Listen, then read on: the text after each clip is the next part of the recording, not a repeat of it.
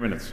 Thank you, Mr. Speaker. I thank the gentlelady from Florida for yielding. And this is one of these privileges in serving in the United States Congress to come to the floor and join together as a state delegation, an entire Iowa delegation, to celebrate a life so well lived as that of Dr. Norman Borlaug. And I believe all of us knew him in some capacity or another, and we'd certainly watched his career.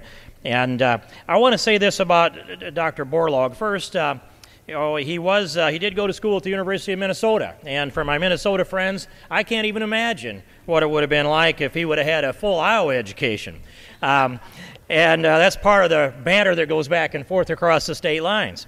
And he was also an NCAA wrestler, which is something that goes along with, I can't imagine if he'd actually wrestled for the Hawkeyes, what that might have been. However, where are the Aggies today? They've got some bragging rights too. Minnesotans have bragging rights. Aggies have bragging rights. Dr. Borlaug was in the faculty at Texas A&M for 20 years. And they all deserve credit for helping shape the life of Norman Borlaug, his birth and his upbringing in Iowa, his education in Minnesota, his faculty involvement in Texas A&M, and his global reach upon starting the Green Revolution. And as a couple of members have said, save the lives.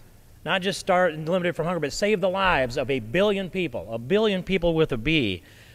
Dr. Norman Borlaug swept aside the fears of the Malthusians and proved that this planet will produce a lot more food than was previously imagined, and that was before we got to this point of some of the genetic tools that we have within the laboratory today.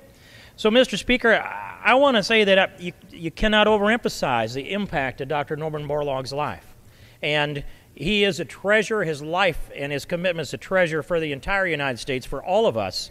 And I join Mr. Latham, and I believe the Iowa delegation, in calling upon the state legislature and the governor of Iowa to request that his statue be placed in the United States Capitol where it most rightfully belongs, and it would stand there in good stead with any other statue from any other state and the entire United States of America. A life well lived, and we're here celebrating that life of Dr. Norman Borlaug. Thank you, Mr. Speaker, and I yield back to Nelson.